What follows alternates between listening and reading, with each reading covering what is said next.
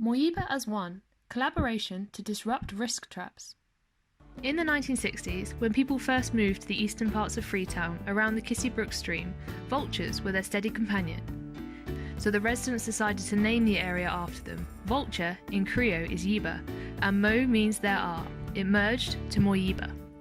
We are a group of master's students from University College London, and we have selected this settlement of Moyiba for our final master's project. The goal of this project is to recommend strategies that strive towards environmentally and socially sustainable development in Moyiba.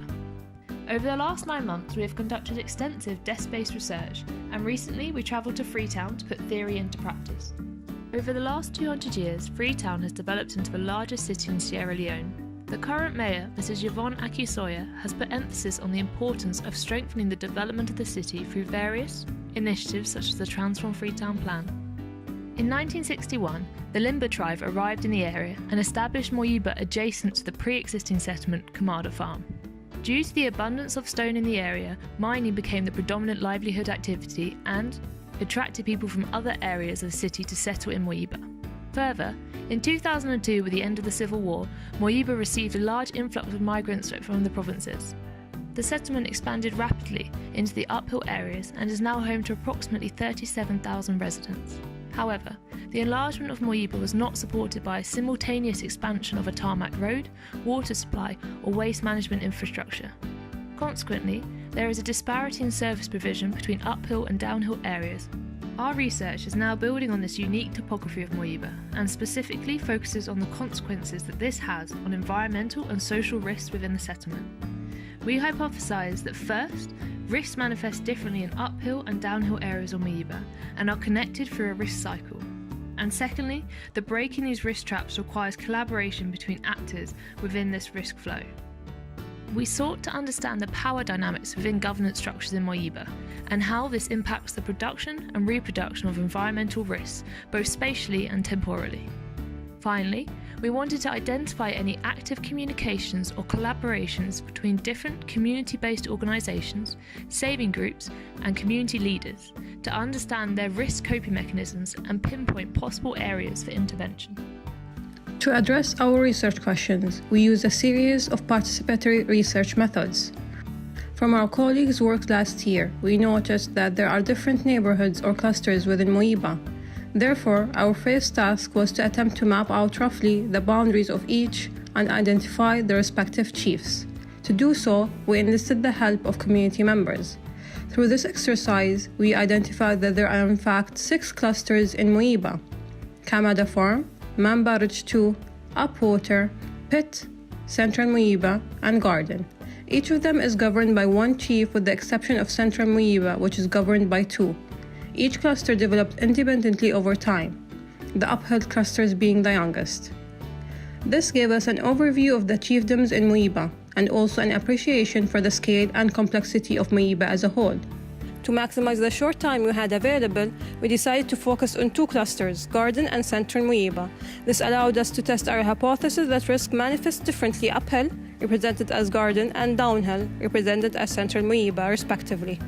We had 2 focus groups, one in Central Moyiba and one in Garden. We asked the participants to identify which type of risk they face and map where they are most prevalent. We found a great contrast between the risks that occur uphill and downhill.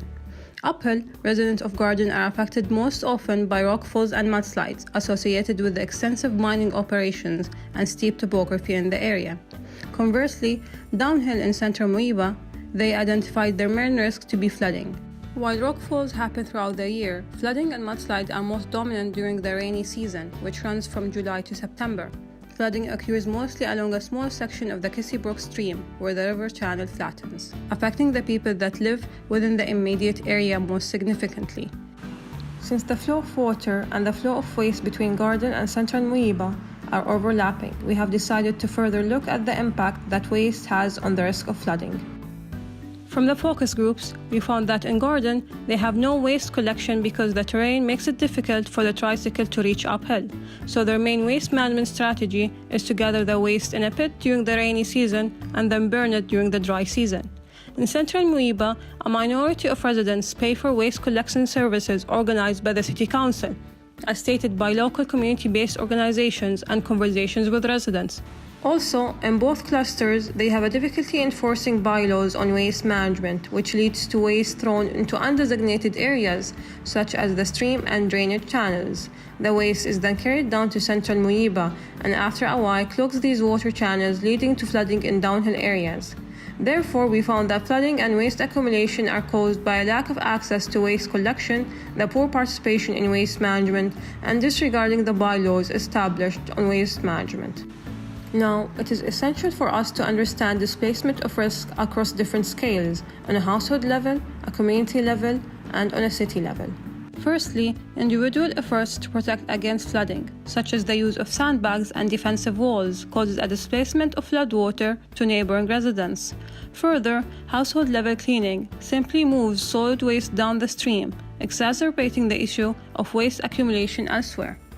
Secondly, the waste management activities uphill have a direct impact on the occurrence of flooding downhill. Although residents of Garden understand the relationship between waste and the occurrence of flooding in central Moyiba, they are currently excluded from formal waste collection facilities due to topography and therefore have limited opportunities to change their behavior. Thirdly, Moyiba's location uphill means that solid waste flows from Moyiba all the way to the ocean at Clam Bay. As a result, Moyiba contributes to the risk of flooding in Cobalt. In these sessions, we asked residents to map out the governance hierarchy in each cluster and identify the key roles and responsibilities of each position. We found that they have similar governance structures. In both, the chief, or chiefs in the case of Central Moyiba, is the head of the community, and they are supported by a chairman, youth leader, chairlady, and community organizations respectively. When we asked about the risk coping mechanisms within each cluster, we found that disaster response was left predominantly to the youth. Although the community leaders of different clusters do hold a meeting following a disaster, there are no formal collaborations with or between clusters. Attempts to cope with risk is conducted mostly on an individual level and is responsive rather than preventative, with little coordination at a higher level. Ultimately, we have found that the governance in Moyiba is highly decentralized. Although this distributes power across the settlements, the structure is lacking formal organization. Consequently, responsibility is not clearly disseminated into the governance structures within each cluster, and this has resulted in the low capacity to mitigate risk.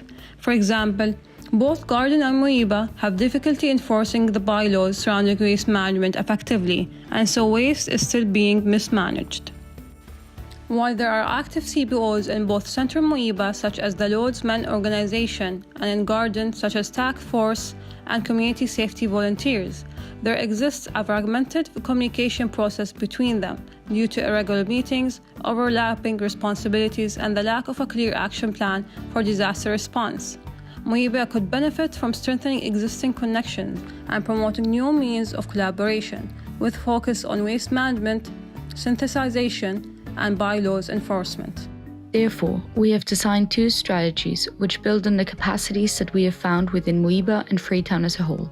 We see them as intertwined pathways leading towards the goal of collaboration between different clusters in Moyiba to break risk traps. The two entry points for our strategies are education on collaborative risk management and collaborative waste management. Our strategies ultimately promote a shift towards preventative coping mechanisms. They are scalable and can be expanded to or reapplied in other areas within Freetown. From our interviews with teachers and students, we found that schools in Moyiba already offer classes called environmental science. Yeah, with the help of the other teachers, we do teach them. These, however, mostly cover responsive rather than preventative measures and other issues such as social hazards. We want to build on this potential and suggest integrating preventative risk management into school curricula and also offering further classes on preventative risk management that are open to attend for other residents and CBOs of Moyiba. The first step will be the strengthening of the existing collaboration between teachers through establishing the Teachers Association. The association will hold meetings where teachers inform each other about the risk in their own cluster, such as waste accumulation or flooding. Second, teachers can then feed the information back to their pupils through the risk management classes and to the expanded audience classes. The latter will also provide a platform for CBOs and authoritative figures such as the chief, the chair lady, and the chairman to meet and discuss the common issue of risk and preventative measures, which require joint action. We have identified CBOs such as the LMO in Central Moyiba and the CSV and Task Force in Garden as potential attendees. Instead of further enforcing the bylaws in Moyiba, which were described as ineffective, this strategy fosters the intrinsic motivation of residents to develop preventative coping mechanisms by informing them about the importance of those mechanisms for the individual, themselves, and the settlement as a whole. We hope to find support from the government for this strategy, as it is aligned with the Transform Freetown Plan in its section Human Development, focusing on education. The plan emphasizes the need for collaboration between teachers and parties that are responsible for implementing education standards. The Teachers Association would target exactly these two goals. Also, the Sierra Leonean Disaster Management Department has shown strong interest in including risk management into the curriculum through school sensitization programs. Our strategy would especially support one of the challenges the Disaster Management Department has outlined, namely taking the public education campaign to the grassroots communities. As regards the private sector, Rising Academy in Masada will be of great importance. The Rising Academy is an organization that is including risk management into the curriculum of various schools in Freetown. Their initiative can function as a role model, and their team can be consulted for support and potential involvement. Masada, Freetown's waste collection company, can support the teaching of the correct handling of waste, as further explained in our second strategy. Our second strategy focuses on community waste management. It is designed as a complementary and intertwined pathway to education on risk management. From our findings, we can see that the displacement of waste from uphill to downhill is a key driver of flooding in Moyiba. This is exacerbated by weak enforcement of bylaws, lack of a clearly defined waste management governance system, and difficulty in accessing the area. Our first priority here that is stopping most of the things that is going on is the road. Because the problem of the low tricycles that we have here that are unable to go up garden. We have designed a strategy to streamline waste collection using a coordinated, collaborative and efficient waste management scheme to tackle the drivers of flooding at its source. This will build upon the CBOs, community volunteers and authoritative figures already active within Moyiba, as well as the current mechanism of tricycle collection. Due to the scale of Moyiba, we have designed the strategy initially for Garden, with the long-term goal of extending it across the other clusters. We suggest the use of multiple small-scale, easily accessible waste deposit sites across Garden. The youth will be employed at regular intervals to transfer the waste from these deposit points downhill for collection. We also suggest a standard charge of 2,000 Leonians per bag. From our new knowledge of the governance structure within Garden, we suggest that the Task Force, a CBO already in operation, will have the responsibility of handling the financial side of this strategy, ensuring that deposited waste is paid for and the money is safely transferred to the tricycle collector. They will also be responsible for enforcing bylaws for waste and selecting managers for each deposit site. The youth chairman will be responsible for overseeing the youth's involvement, while the chairman and chairlady should be responsible for informing the men and women of Garden respectively about this new waste management scheme. From our research, we have identified some informal connections between the governance structure within Garden and Central Moyiba. In the future, strengthening these connections into effective partnerships and expanding the task force across clusters will be essential for extending the strategy across Moyiba. However, for our strategy to be successful and sustainable long-term, we suggest that new partnerships should be formed between actors at community, government and private levels. Specifically, we suggest a collaboration with Masada, a private company recently employed by the government to manage waste across Freetown. Masada is also a key stakeholder in the Transform Freetown Plan and specifically involved in working towards Target 1. Masada proposed to convert waste to ethanol and thus have an incentive to invest in waste collection in Moyiba so as to meet their own business targets.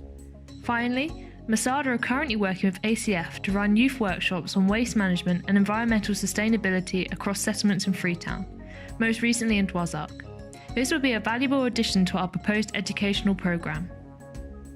In the short term, the community should identify suitable sites for the waste deposit areas. The map that we left with the Chief of Garden will be a valuable tool for this activity. In the medium term, the chosen site should be enclosed so as to prevent further displacement of waste. Long-term, communication with Masada should be established. The youth chairman and the head of task force should arrange meetings with the key governance officials in other clusters to expand both the task force and the implementation of this strategy. Finally, if Garden entered into the cleanest zone competition, then they could have the opportunity as part of the winnings to have some of the road paved, which would improve access for waste collection vehicles. The vision in the long term is for a highly organised and efficient waste management scheme across Moyiba that is incorporated into a wider Freetown plan. Already, we have seen the success that a coordinated effort towards waste management can achieve. In 2017, Central Moyiba experienced a major flooding event, but this did not reoccur in 2018. The community associated this with the monthly cleaning day. Both of our strategies are designed to not just mitigate flooding in Moyiba, but to help progress towards achieving the Transform Freetown plan and waste management across Freetown generally. Both strategies are scalable, and although we have designed them for a very local level, they could and should be expanded. We have identified some gaps within our research, primarily the role of gender in the governance of Moyiba and how this relates to the relatively few women's savings groups currently active in the settlement. Further, we would have liked to have expanded our research more widely across the clusters in Moyiba and continue to piece together the overall governance structure of the settlement.